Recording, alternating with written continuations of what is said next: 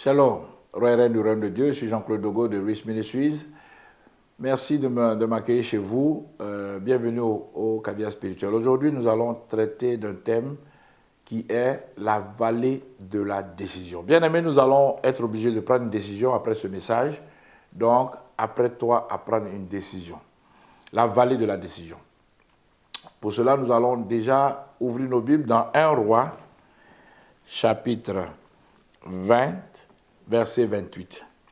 L'homme de Dieu s'approcha et dit au roi d'Israël, « Ainsi parle l'Éternel, parce que les Syriens ont dit, l'Éternel est un Dieu des montagnes et non un Dieu des vallées. Je livrerai toute cette grande multitude entre tes mains et vous saurez que je suis l'Éternel. » Alors, Israël était en guerre avec les Syriens et les Syriens ont dit, non. L'Éternel, leur Dieu, là, est un Dieu des montagnes et non des vallées. Souvenez-vous que le thème de ce jour, c'est la vallée de la décision. Alors, ils ont oublié que l'Éternel est avec nous quand tout va bien, quand nous sommes sur la montagne, et quand tout va mal, quand nous sommes au creux de nos vies, quand nous sommes dans la vallée. Et l'Éternel a dit qu'il va les confondre, parce qu'il va leur montrer qu'il est aussi le Dieu des vallées. L'Éternel ne se limite pas seulement aux montagnes. Vous savez, dans le langage chrétien, quand quelqu'un veut s'approcher de Dieu, il dit « je vais sur la montagne ». Voilà, c'est là qu'on rencontre Dieu, c'est là qu'on est fort. Hein? Et quand la Bible dit « je lève les yeux vers les montagnes, d'où me viendra le secours ?» Donc, quand on veut avoir le secours, on monte sur les montagnes. Hein? On va sur les montagnes. Alors, Dieu est le Dieu de la vallée bien-aimée. Et nous allons voir cela dans un psaume qui est le plus connu de la Bible, le psaume 23 au verset 4. Nous allons lire, bien-aimé, quelque chose sur la vallée. Parce que c'est dans la vallée qu'on doit prendre les décisions et les bonnes. Et nous allons, j'espère, vous aider à prendre la bonne décision. Psaume 23, verset 4. « Quand je marche dans la vallée de l'ombre de la mort, je ne crains aucun mal, car tu es avec moi, ta houlette et ton bâton me rassurent. » Bien-aimé, la vallée dont le Seigneur parle ici, c'est la vallée de l'ombre de la mort. C'est quand on est près de mourir, quand une situation de mort nous atteint. Bien-aimés, nous sommes, et nous avons dit ici sur cette chaîne à plusieurs reprises, que nous vivons les temps de l'Apocalypse. Pour ceux qui en doutent encore et ceux qui sont branchés sur les prophéties bibliques, enfin ceux qui suivent leur accomplissement, vous allez savoir que dernièrement, 5 vaches rousses ont quitté le Texas et sont actuellement en Israël. Ce que cette vache rousse qu'on appelle en hébreu la para adouma. Donc ces 5 vaches rousses-là, pour la première fois, ont été trouvées et sélectionnées, envoyées, transportées en Israël. Et aussi, les préparatifs s'accélèrent pour la construction du 3e temple et, comment on appelle là, un métro, une ligne directe entre l'aéroport et le Kotel, que vous appelez le mur de lamentation par erreur, est en train d'être construit aussi pour que les croyants viennent directement adorer dans le temple. Malheureusement, les Juifs qui attendent toujours le Messie, mais ce n'est pas le vrai Messie, puisqu'ils disent que le Messie va venir, d'après leurs prévisions, l'année prochaine, en 2023. Si c'est la 2023 ou 2024 ou 2025, en tout cas, ça ne sera pas le vrai Messie, puisque la Bible est claire. L'Antéchrist va s'asseoir dans le temple, il va se proclamer Dieu. Donc, ce n'est pas le Messie, ce n'est pas Jésus qui sera là-bas en ce moment. Donc, quand cet Antéchrist va venir, il y aura la 3e guerre mondiale.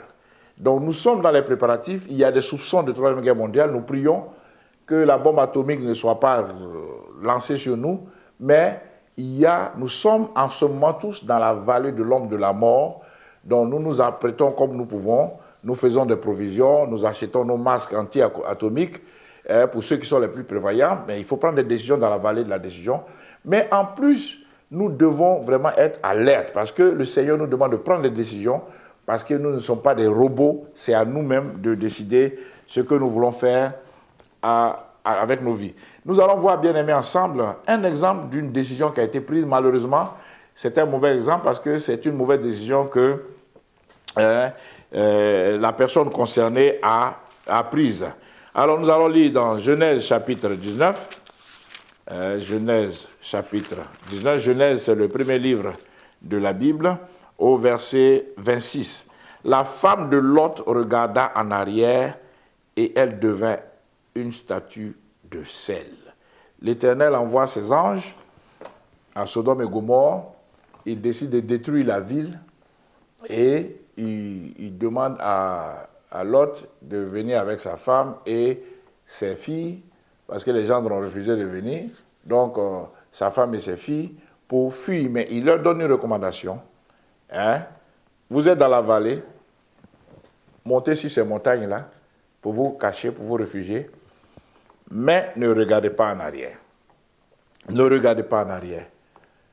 Qu'est-ce que la femme de Lot, qui s'appelle Ado, ou bien Édith, selon la tradition juive, mais moi je vais préférer Ado, vous comprendrez pourquoi pour certains. Ado a décidé de regarder derrière et Ado est devenu une statue de sel. Ado est devenu une statue de sel. Parce que Ado a pris la mauvaise décision. Ne faites pas comme Ado. Prenez la bonne décision, faites comme Lot. La vallée de la décision, c'est la vallée où on prend les vraies décisions. Alors, bien aimés, nous allons normalement donner un dernier verset, mais je pense que je suis conduit à prendre un verset supplémentaire que en Deutéronome. Voilà, Deutéronome chapitre 11, verset 26. Le Seigneur dit, vois, je mets aujourd'hui devant vous la bénédiction et la malédiction. La bénédiction si vous obéissez au commandement de l'Éternel votre Dieu et que je vous prescris dans ce jour. La malédiction si vous n'obéissez pas au commandement de l'Éternel votre Dieu et si vous vous détournez de la voie que je vous prescris dans ce jour pour aller après d'autres dieux que vous ne connaissiez pas. Donc, Deutéronome chapitre 11, versets 26 à 28. Donc, il y a la bénédiction et il y a la malédiction. Dans la vallée de la décision, il faut prendre la bonne décision et c'est la décision de la bénédiction, bien aimée, qu'il faut prendre.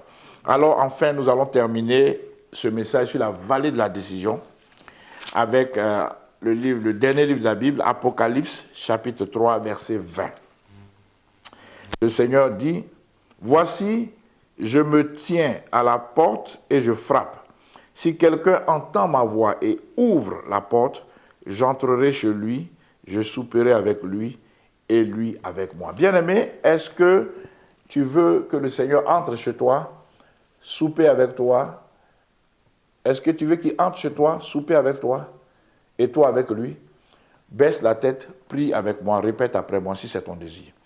Père éternel, j'ai compris que je dois prendre une décision dans cette vallée de la décision, dans ces temps difficiles et périlleux, dans ces temps graves qui sont devant nous.